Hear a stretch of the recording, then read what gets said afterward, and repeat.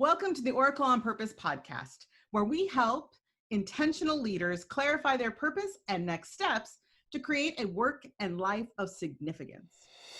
I am your host, Lia Dunlap, and you are listening to the Oracle on Purpose podcast, where we help intentional leaders clarify their purpose and next steps to create a work and life of significance. I'm your host, Lia Dunlap. Today, I am honored to bring an impassioned leader, philanthropist, and connector to the show. My guest today is Shadeed Eleazer. He is a U.S. Navy veteran and Baltimore's leading small business advisor. He helps 6- and 7-figure entrepreneurs, influencers, and public figures convert their authority and influence into a steady stream of leads and sales online. Shadeed is a leader of the most prominent Black business partnership network on the East Coast of the United States. As a philanthropist, he has organized community redevelopment campaigns that have raised millions of dollars to empower lower-income communities.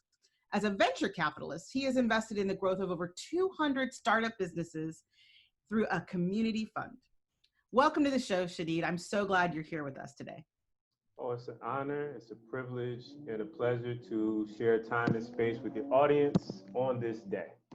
Thank you. Thank you for being here. Now, many people that watch this show already know this, and I'm sure if you've been following me at all, you know that, my core real work is to help people to figure out what their purpose is and how to take steps to align that with their genius and create a life of significance.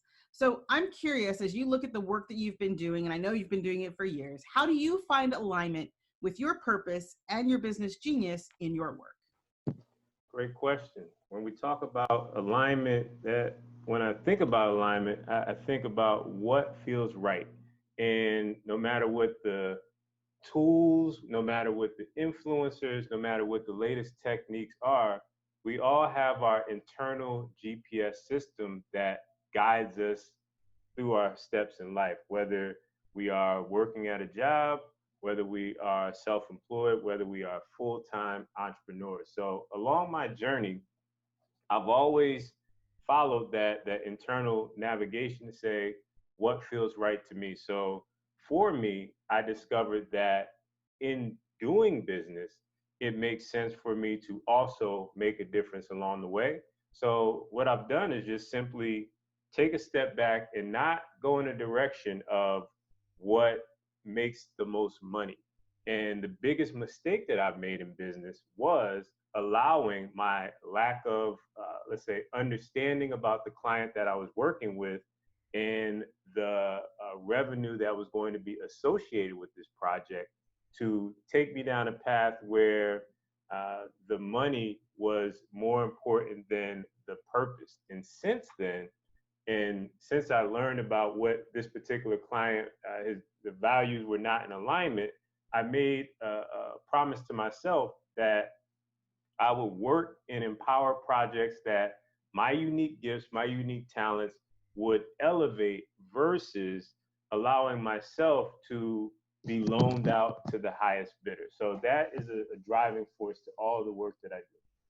That is fantastic. And it's so incredible to hear you say that. It's such a valuable lesson, right? To know that when we can align what we're about, that we will actually find really good clients. Do you find that, I know that you've worked some people that we both know. I know Jay Facette, for example, comes to mind because I remember seeing you guys speak together. And I know that you have an interesting way of looking at partnering with people. And do you feel like that comes into play? Like when you look at who you're going to partner with and collaborate with, that you're looking for that match, you're looking for that alignment with your purpose and what you're trying to do with your own work? Well, my approach to partnerships started well before I even knew how to spell the word alignment. From the moment that I came onto this planet, I was raised in a family that was very much, say, driven by the do-for-self mindset. So no matter if, let's say, my uncle had a full-time job, would always try to build an invention or a project on the side. My grandmother had a business. My uncles have businesses. And so in that mindset where I earned my first paycheck at the age of 16, but work for me started. I don't even remember when work actually started. 12-hour days for me were a normal part of my life before I could even ride a bike. So, family is the first business, is the mantra that I was raised with. Case in point, if I came to Thanksgiving dinner and my cousin, for example, to give you context, can build an entire house with his bare hands, and I say, I went to a few contractors that I met at Home Depot, Thanksgiving dinner would be completely disrupted by why are you going outside of the family? So to bring it back to your question about alignment and values, family was the first, let's say, partnership that I've had. So I approach my partnerships well into adulthood from a family standpoint. So, what does it take to make someone a best friend or a family member? It takes shared values, it takes proximity, and most importantly, it takes time. So, my unique approach to partnerships is you don't meet someone on the first day and say, "You're my best friend." You don't go on the first date and say, "Will you marry me?" You build the partnership over time, you create smaller wins and build rapport as the relationship grows. That is incredible. That I love the family piece, and I think that, you know, when you talk about community, which I know is big for you, and especially in your own community, that there is that family, there's that sense of family, the bigger family as well. It sounds like that you kind of tying into your local community as part of your family too, and to protect that. And I could just also, just so you know, I could just see that table conversation, like forks dropping and mouths agape when you mention that. So I've been at those kinds of dinner tables too, where it's like, wait, what? What did you do? I love it. So, you know, as you create these partnerships, you know, what do you think, if you were to kind of look back over what you've done so far and what you hope to do in the future, how is your work that you're doing now having a positive impact on the world? It's one thing to be able to give somebody the tools, it's another thing to teach somebody how to build the tools themselves. And so when you teach others how to fish for themselves, you give someone the ability to manifest their own destiny, to write their own destiny, to rewrite generational curses that may have existed before this present day. So when I look at what entrepreneurship actually is, it's solving problems and solving problems at scale. So for me, and for those of you who are listening to this broadcast, you if you solve problems that are outside that which you are, then you miss the root of the biggest change you can make. So if I live in a community, and I've always, outside of entrepreneurship, I'm a person who was raised to greet my neighbors. I'm a person who picks up trash on the street, even if it's not at my household. So community is not based on my next door neighbor. We're all connected. And if someone is, let's say, not doing well and I'm doing great, then there's a inequality there in my mind that needs to be rectified in some way. So obviously I can't go and, let's say, just give away funds to every person who is, let's say, down and out or facing struggle, but through creating solutions to using entrepreneurship, that allows me to solve greater problems for communities. So I would say, thinking long term and thinking of legacy, when I was a child and I saw my first examples, it planted a seed of what was possible. So I can't be everywhere. I can't be everyone's role model or everyone's hero. So you empower local heroes. You empower moms, dads, aunts, uncles, and give them the tools through the ownership mindset so that they can be the role models that plant the seeds within their whole household. So when it's all said and done, to allow families to build and create for themselves will be something I'm remembered for, I believe. That is wonderful. And I heard you say that, you know, this entrepreneurship entrepreneurial piece and the idea that, there's generational problems that our community, people of color, and call it what it is, have struggled with. Do you see that, or I should say, how do you see entrepreneurship having a better impact on those lives? I mean, I think you've touched on it here, but do you see it as a solution? Because you mentioned the solution. Do you see it as a solution for more people of color to find their success through entrepreneurship? Well, when it comes to building for the future and having a seat at the table, the people who are the owners will always have the largest final word in the conversation. When you are renting, for example, and someone breaks something in the building, your first instinct is to call maintenance or to place a ticket. But when you are the owner, then your mindset shifts to say, who do I need to bring in to fix it? Or I need to fix it myself because I have a stake in the growth and maintenance of this particular structure. Well, if we look at community using that same, let's say, household example, if there are issues that are happening in the community and you don't have the relationship as an owner, then you tend to take a step back.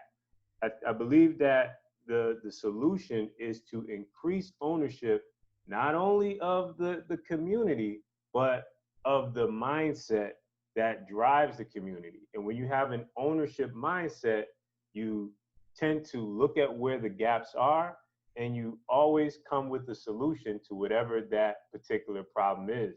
And within our communities around the world, we have various instances that all point back to the same challenge, which is, are we having a proper seat at the table as owners versus being dictated what the solution should be? If things are going to improve, it starts with ownership of the way you create, so that if you have to voice your opinion on a specific topic, you're not, let's say, worried about losing your sponsors or losing your job. You should be able to speak out about that which impacts you. Number one. Number two is, as, let's say, issues or horrific things begin to happen, the people who you need to discuss the solution with will have a greater respect for what you bring to the table. If someone feels that they are giving something to you, they will never give you the full respect as a person who can actually solve it. So ownership in the form of community, of self, of household is the way forward. I love that. Ownership is the way forward. I love that. Yes, in all those levels. And do you see now with the work that you do that you're able to seed that into these different communities? Because it sounds like that's part of what your work is to seed that idea and that concept into the work that you do, even in your partnerships, but also in the philanthropic work that you do, which I definitely want to tap into, because I know we talked a little bit about that previously, of how you're taking action. And do you see that like that's part of that ownership of community? Absolutely. When we talk about, let's take a step back.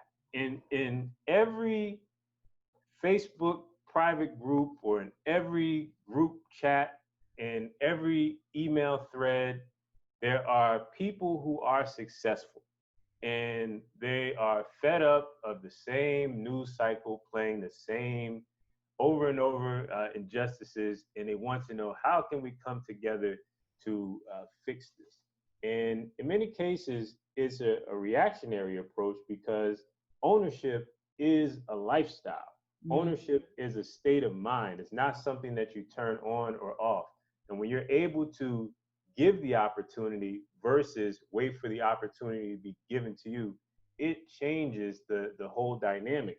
When we talk about, let's say, the strategic philanthropy that I do, all I'm doing, to simplify it, is anyone who may actually know, but why are you simplifying it? But all I have done is provide an entrepreneurial solution to a systemic issue that I did not wait for a grant.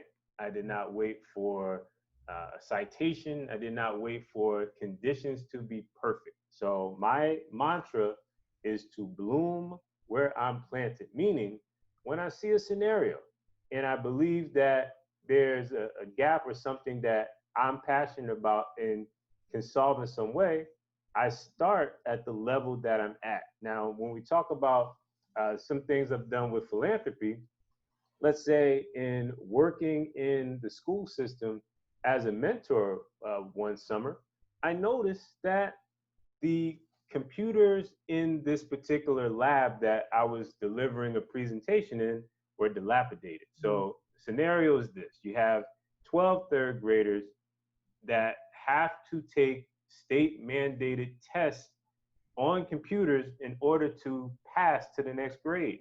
So if you only have 3 computers and you have 12 students in an hour classroom, there's going to be people who are left behind.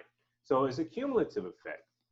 Prisons in the United States of America are built, or let's say if we talk about real estate and location, the prime location, the prime real estate, the fertile ground to build a privatized prison in the United States are the reading scores of third and fourth grade boys, because there's a direct connection between illiteracy and a life of lack and limitation and crime.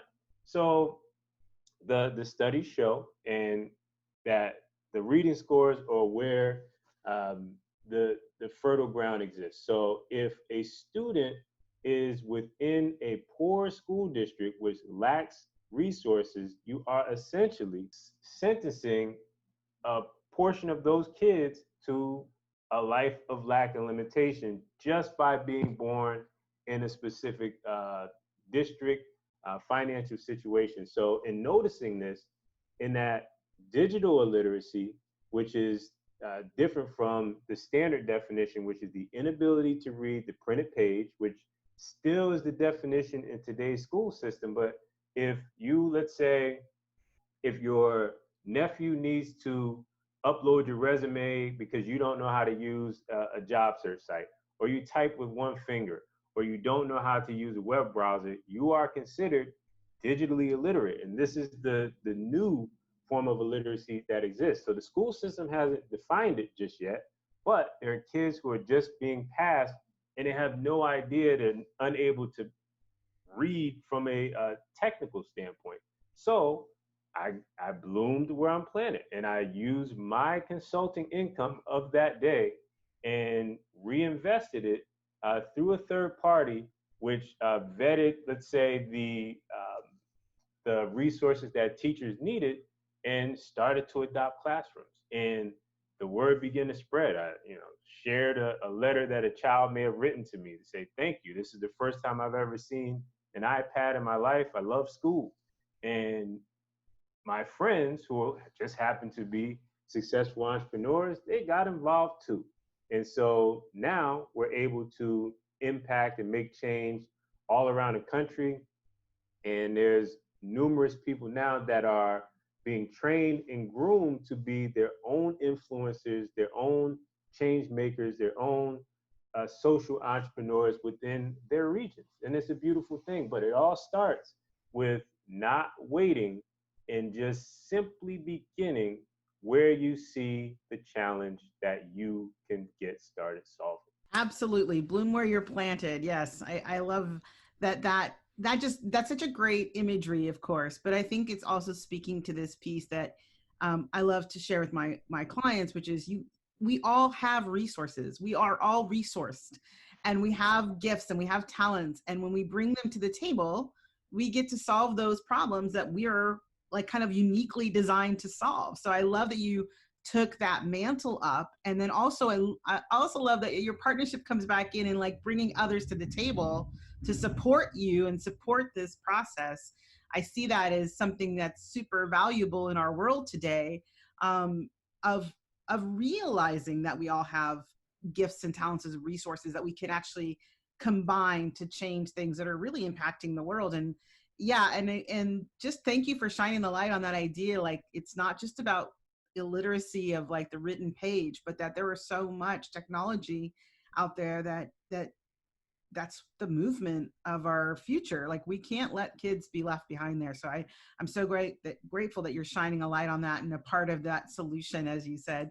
I know that you shared with me your big vision for your work when you showed up to be on the show, and I'd love for you to talk about that a little bit more. When you talked to me, you said that you're hoping to fund $500 million to revitalize broken communities in the United States to raise the consciousness and ownership mentality. And I know we've kind of tapped into that a little bit. So aside from what you've already spoken to, what other things do you have? What is, I guess the biggest question I really have is, what is the why behind your why for that? What is it? What drove you to put that stake in the ground? Well, I will say this. What drove me to continue down this path, because it's easy to be successful and go off to the mountains somewhere and never be seen again. Easiest thing to do. I'm bound to the idea that if I'm successful, that should create a ripple effect for that which inspires me and that which I was created by. I'm a big believer in you can let's say be planted in a different pot, but you can never forget the soil that which raised you. So I'm a product of my soil. And so in growing to be a great redwood tree that was planted somewhere else, I still think about what can be done with the right people. And so in raising $500 million to empower communities, plant the ownership mentality, what you begin to see is a change in the narrative. And we can watch the news, we can think about pop culture's perception of our community, but I have a different story that I like to have told. And so the same story that produced someone like me and many of my peers. And so now that we have the ability to be the change makers, I'm just simply interested to see what type of positive damage I can do in the world. So in my current motivation was the untimely passing of Miss LaWanda Bridges. Now, Miss LaWanda Bridges, let me tell you about her. She created the financial literacy curriculum, which exists within 25 schools at the time of this broadcast. She, in my last conversation with her, I heard that she was sick, but in having the conversation, I did not know that she was terminal. In our conversation, all she talked about was how she wanted to see the program succeed, how she would be back on her feet in order to continue to teach the classes, make sure that the curriculum was edited. Did you edit page 3? And this was our last conversation, and it haunts me because in she could have said, I don't have the energy to deal with this. I don't want to do this. But her final conversation was make sure it goes further. So guess what? We have to make sure that we get this program across the country.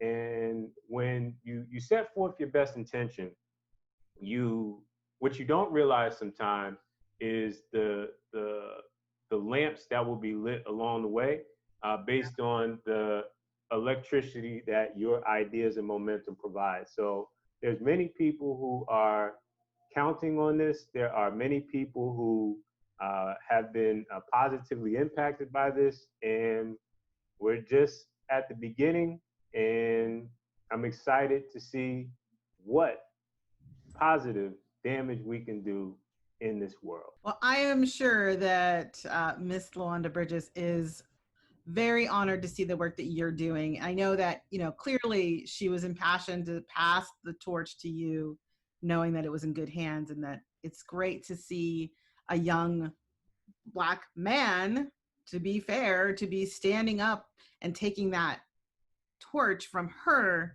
and just in hearing those words that she was so concerned that it carried on and that you took that on and you're so passionate about making sure that it happens. I see that that is going to cause a lot of positive impact, aka positive damage. I love that, because I think that it's about stirring things up and making things new. We do sometimes have to take things apart so we can build them or rebuild them. So I think that's great. That's a great image, and it's a great honor to be sharing that word here on the show so that others can hear about it. And I know that you brought us a gift to share, and tell us a little bit about that. And of course, I want you to have the last word to talk about how people can learn more about what you're doing and how they can be a part of this and be a part of the solution and changing that ownership mentality. So let us know how can they reach you, and how can they get started in connecting with you? Well, first things first, it is a privilege to share the time with the Oracle on purpose. And when we talk about purpose, we talk about meaning. And it's important to understand that the creator, and whatever term you apply to that, is the electricity, and we are nothing more than the lamps. And when you tap into that source, it allows you to shine bright. So whatever you are doing, as long as it is in alignment with that which feels right and that which empowers, educates, and uplifts, shine as bright as possible. What you may have listened to during this broadcast may seem far-fetched. It may seem aspirational in terms of where you are and what you may be going through, but I assure you that at the start of my journey, I did not think that I would have got this far.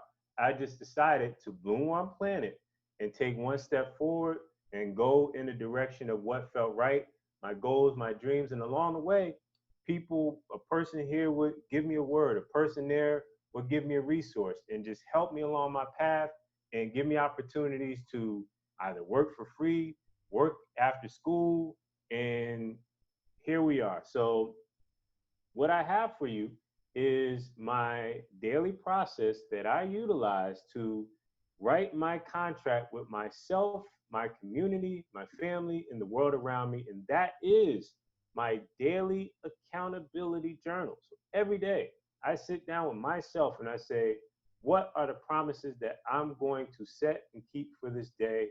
And every day I give myself a grade. Nothing below C is passing by the way. Either you do it all the way or you improve tomorrow. So it's A through C. At the end of the week, you evaluate where you fell short. And when you check in with yourself each day, it allows you to stay in tune with your goals. And in order to claim the daily accountability journal, you go to MrShadeed.com. That is MRSHAD like David, D like David.com/accountability. And once you download your journal, I'm also going to give you a free unreleased audio chapter from my upcoming book, which will be released towards the summer, but you will get it in advance as a thank you for tuning in to the Oracle on Purpose. Once again, I'm Shadeed Eleazer. Bloom with your planet. Change is nothing more than you deciding that something needs to be better based on your knowledge, skills, and abilities. Connect with those who are like-minded and do some positive damage. I'm rooting for you. Fantastic. Thank you so much. Thank you everyone for watching and for listening. Definitely get that accountability chart. Do it, download it. We'll have the links below, so don't worry. You can always find that later if you didn't have a pencil to write that down. Thank you so much for watching. I'm Lia Dunlap, the Oracle on Purpose, and this is the Oracle on Purpose podcast. Remember, bloom where you're planted, and you are here on purpose. Thanks for tuning in to the Oracle on Purpose show. If you found value in this episode, we'd appreciate you leaving a comment. Also, you can subscribe and ring the bell if you haven't yet. If you'd like to get clear on your highest vision and next steps, go to oracleonpurpose.com. See you next week.